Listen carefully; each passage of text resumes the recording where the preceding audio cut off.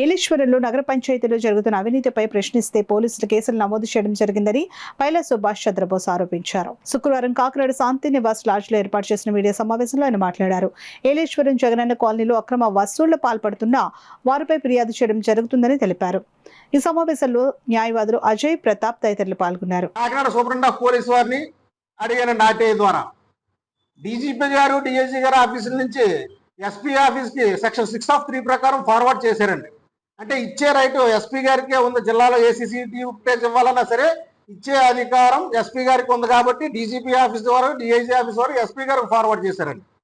SP గారు చాలా తెలివితేటలుగా కాలయాపన చేద్దామని ఉద్దేశంతో ఈ సీసీటీవీ ఫుటేజ్లు మీరు ఇవ్వండి అని చెప్పేసి స్థానిక ఎస్హెచ్ఓలు, ఏలేశ్వరం ఎస్హెచ్ఓ, ప్రతిపాడు ఎస్హెచ్ఓలకు ఫార్వర్డ్ చేశారండి. అసలు అక్కడ ఎస్హెచ్ఓలకు ఫార్వర్డ్ చేయకూడదు. ఆయన నోడల్ ఆఫీస్ ద్వారా ఆయన తెప్పించి ఇవ్వాలి.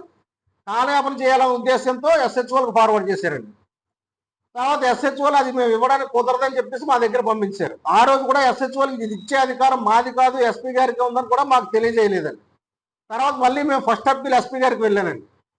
ఎస్పీ గారు హాస్యాస్పదమైన విషయం ఏంటంటే, మీరు అడిగిన ఫుటేజ్ మేము ఇవ్వము, పైగా సీసీటీవీ ఫుటేజ్లు ఎక్కడ ఉంటాయో కూడా మాకు తెలియదు అంటారండి ఆయన. ఇవన్నీ కూడా నాకు దగ్గర సాక్ష్యాధారాలతో సహా ఉన్నాయండి. సీసీటీవీ ఫుటేజ్లు ఎక్కడ ఉంటాయో మాకు తెలియదు, పైగా మా వద్ద కూడా అందుబాటులో ఉండమని చెప్పేసి ఒక రిప్లై మరి ఆయన ఏ రకంగా ఇచ్చారో కూడా మాకు తెలియదండి.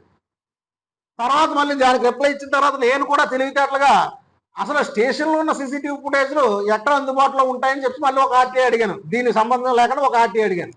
మళ్ళీ అదే ఎస్పీ ఆఫీస్ వారు స్టేషన్లో ఉన్న సీసీటీవీ ఫుటేజ్లు స్టేషన్లోనే ఉంటాయని మళ్ళీ ఒక రిప్లై ఇచ్చారండి. స్టేషన్లో ఉండవు, మా వద్ద అందుబాటులో ఉండవు అని చెప్పిన ఎస్పీ గారే మళ్ళీ అది స్టేషన్లో ఉంటాయని మళ్ళీ ఇంకొక ఆర్టీఐ రిప్లై ఇచ్చారండి. అంటే వాళ్ళు చేసిన తప్పులు కప్పించుకోవడానికి ఒక తప్పు మీద తప్పు, ఒక తప్పు మీద తప్పు, ఒక తప్పులు కప్పించుకోవడానికి తప్పులు చేసుకుంటూ పోతున్నారు. తర్వాత నేను అడిగిన ఫుటేజ్ ఇవ్వకపోతే నేను సెకండ్ అప్పీల్కి వెళ్ళానండి. సెకండ్ అప్పీల్లో ఎస్పీ గారిని, ఎస్పీ గారి ఆఫీస్ నుంచి ఆయన ప్రతినిధి ఎవరో వచ్చారు, సిఏ గారు వచ్చారు, మా ప్రతిపాడు ఎస్ఐ గారు, ఏలేశ్వర ఎస్ఐ గారు వచ్చారు, డీజీపీ ఆఫీస్ స్టాఫ్ వచ్చారండి. ఆయన ఆర్టీఐ కమిషనర్ గారు సుప్రీంకోర్టు ఒక డైరెక్షన్ ఇచ్చింది మనకి, పరమవీర్ సింగ్ కేసులో ప్రతి పోలీస్ స్టేషన్లో కూడా సీసీటీవీ ఫుటేజ్లు పెట్టాలి. ఎవరికైనా ఏదైనా ఇబ్బంది అడిగితే ఆ సీసీటీవీ ఫుటేజ్లు ఆర్టీఐ ప్రకారం పెడితే ఇచ్చుకోవాలి. దాన్ని 18 నెలల్లో స్టోరేజ్ చేసి ఉంచాలి మీరు. అలాగే ఒక అప్లికేషన్ మీకు పెట్టిన తర్వాత దాన్ని స్టోర్ చేసి ఉంచాల్సిన బాధ్యత మీ దగ్గర ఉంది.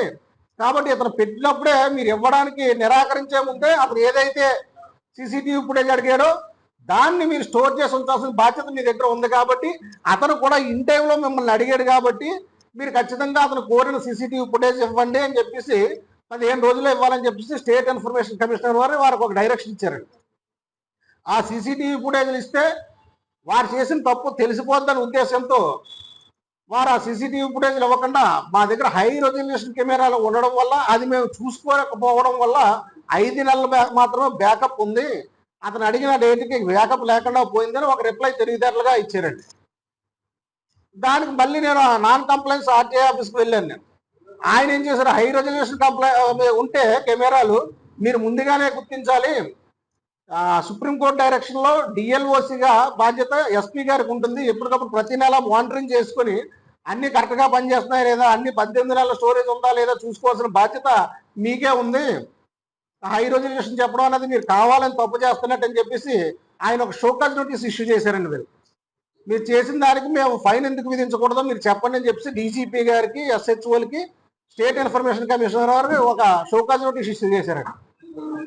దానికి వారు సమాధానం చెప్పాల్సి ఉందండి. అంటే ఆ సీసీటీవీ ఫుటేజ్ ఇస్తే మా మీద మేము తప్పుగా కేసు పెట్టినట్టు తెలిసిపోద్దని ఉద్దేశంతో సీసీటీవీ ఫుటేజ్లు ఇవ్వకుండా అలా కాలయాపన చేస్తూ వచ్చారండి.